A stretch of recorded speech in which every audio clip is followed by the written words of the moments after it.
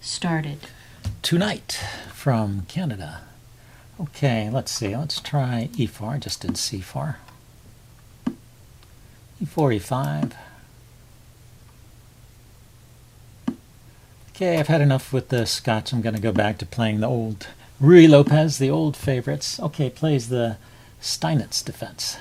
The old Steinitz defense, not even throwing in a6. So this is still okay. I guess white, in theory, gets a little more space, but there's nothing immediate that you can really take advantage of. Maybe a slight edge to white. Now that's an unusual way to play. Usually black is not so ambitious. He just tries to hold on to the center. So I can take on e4 with the knight, putting more pressure here and getting out of the way of when he takes on e4. I can take on e5 with the knight, and he takes on e4. Then it's not hitting my knight. So I think this is good. There were so many choices there. It's tricky to run through them all. But if I were to take with the pawn, then he takes my pawn, hitting the knight, and this maybe I would still have a move like knight d4. Maybe that's okay as well. But this seems fine. I've just grabbed a pawn. He can't take back, and he's got to deal with the pressure on his knight here.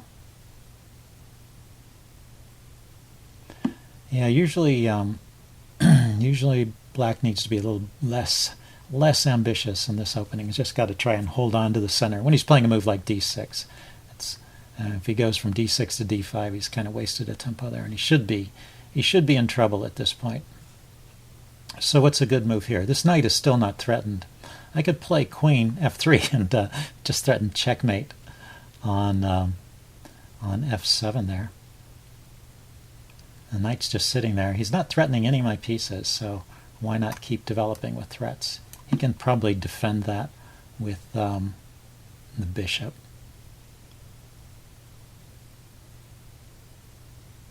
And maybe I take the knight and take the d-pawn.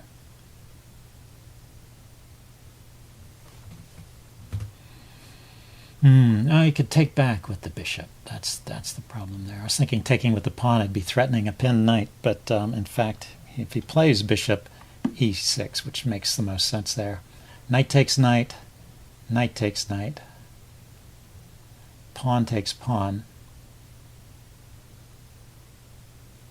and then he takes back with the bishop. It hits my queen. Is there a way for me to disrupt his bishop? I'd have to attack it with a knight, wouldn't I? Maybe putting more pressure on the center with knight c3 and developing another piece. Like I said, he's still not threatening any of my pieces, so I can leave them there. And then when he starts threatening them, I guess I can play things like knight takes, like here. So if I take his knight, I'm hitting the queen, so he has to take back. If I take with the bishop, it's check. Takes with the knight. I take, he takes with the pawn. I can take here at some point. Can I do so? He takes with the pawn immediately. Let's see how he takes. I'm thinking if he takes with the knight, then maybe I can grab his d-pawn. And no, he's threatening my knight then. So let's think about this. E-pawn takes d-pawn. E4 takes d5. Hits his bishop and his knight. He takes my knight, though, with the threat on the queen. I take back. I'm hitting his bishop, and I've got two defenders. He's got two attackers. He's got to move the bishop again. If I take the knight first, he takes back with a pawn. And I take, and he takes with the bishop. He's got a very ugly-looking pawn structure, but he has a good bishop on d. A good bishop on d. d5 then. So I like this line a little better. Take here first. Oh, he's got knight takes. There's no pin anymore. He's got knight takes. Okay, he didn't play it. He had knight takes d4 there. Might have been interesting, because that also hits my queen. And now I was thinking I get to hold on to this pawn, right? There's 2 attackers and 2 defenders. So lucky for me, he played the move I wanted him to play. But knight takes d4 would have been probably a good reply. It also hits the queen and it hits the c2 pawn.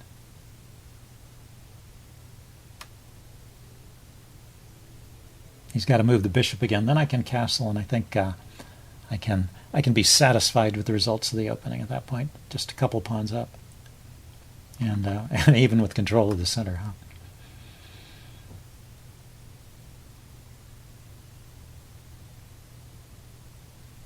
Let's take a look. Just a second. Right here. So if he played knight takes d4, hitting my queen, I can play queen back to d8. Then he can grab this pawn. I stay 1 pawn up. No, he wins both the pawns back, and it's just an even game after that. Yeah, so he could have equalized there, so that was not precise. Okay, let's see what he finds in this position. I just forgot about that move, knight takes d4. I was so focused on him taking the knight, and obviously he was focused on that too.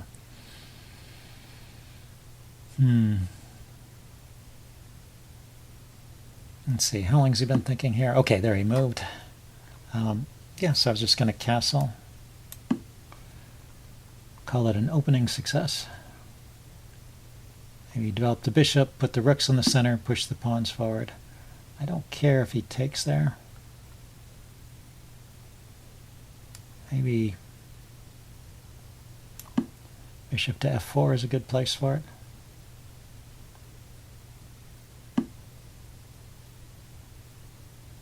And if I want to play rook to e1, and I don't want the knight to be pinned, so let's break the pin here.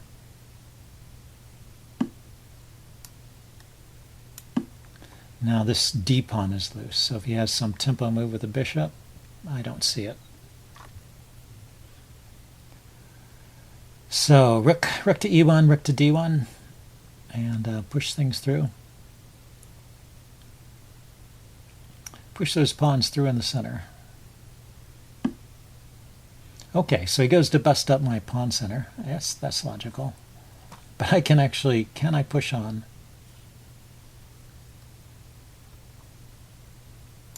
I'd rather push on. You know, this pawn here blocks his bishop, so I'd rather keep it there rather than take it. Or let him take. It would open up a square for his bishop. He gets that square for his bishop. That's true. That is true. Okay, let's get the rooks. Let's get the rooks playing. I can move this bishop out of the way and play f4, f5 to chase his bishop away. He might play g6 to stop it. I have bishop to h6 if he moves the g pawn. So bishop out of the way, pawn to f4. Threatening pawn to f5. And okay, he's advancing on the queen side with his pawns. And the queen's not getting kicked immediately.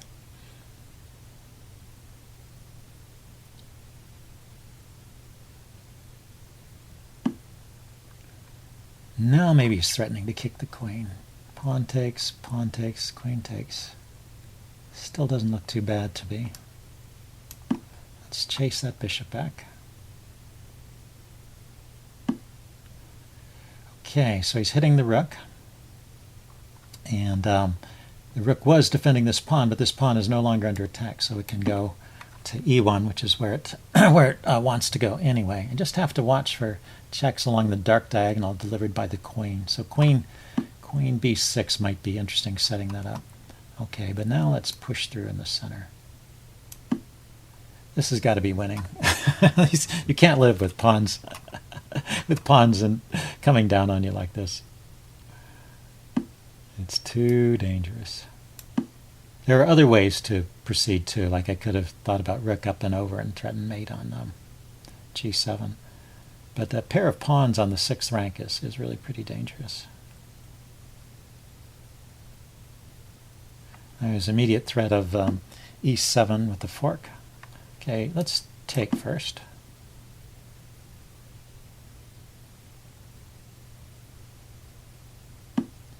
Now let's move the queen away.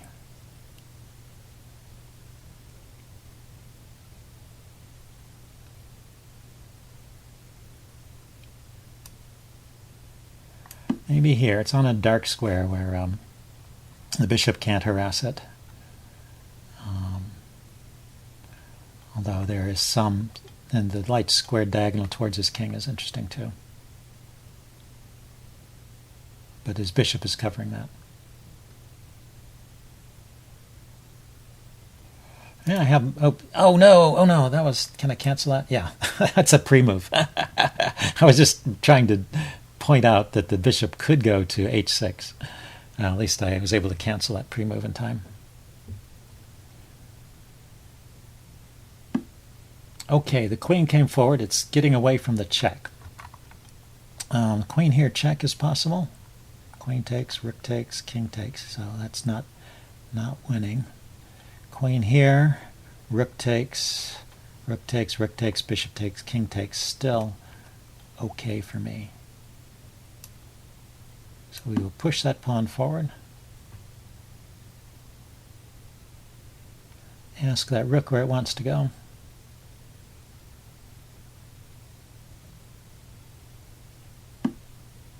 Okay, the rook goes in front of the pawn. Now I'm going to play pawn to d7, forking the two rooks.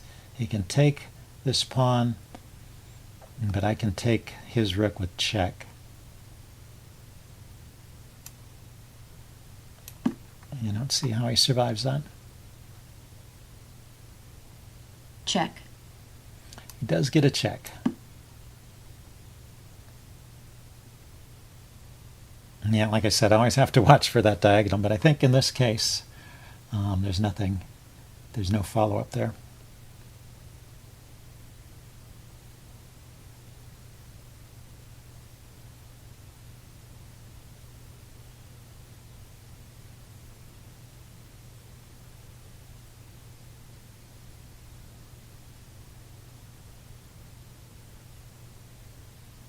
Okay, what's White's move? Yeah, I don't see a move actually, but yeah, with his king, if we back up here, with his queen on this square, he at least could take the pawn, but he's going to lose the rook, and I'm going to get another queen, so that's check. There's no point in staying there. So, but there's just no follow-up to this check is the problem.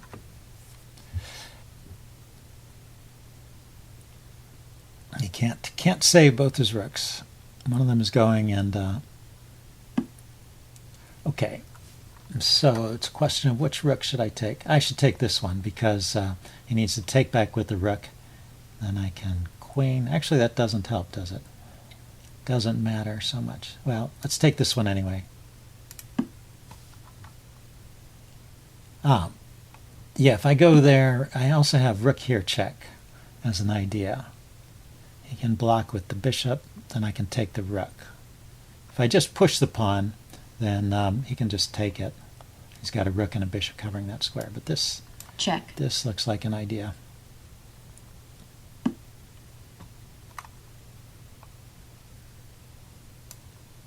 Oh, okay. No, that didn't. He can just take that one too. Okay, so let's look at this. The checks against his king are here. Where's the king going after that? Yeah. I also have bishop. I can activate my bishop here. Okay, let's do that bishop h6 move. So I won a rook in that transaction. Maybe there was a better way to handle it. It didn't seem like that was best somehow. Check. Now his king is kind of in a box.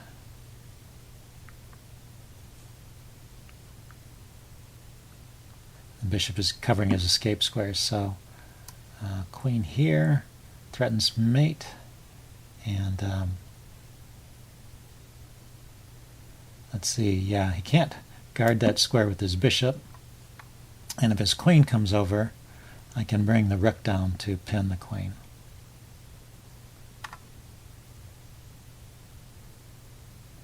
It's important not to leave the back rank unprotected. Okay. It's just going to allow the mate. Checkmate. Okay, interesting game. I'll upload this and do a postmortem. See you guys later. Bye.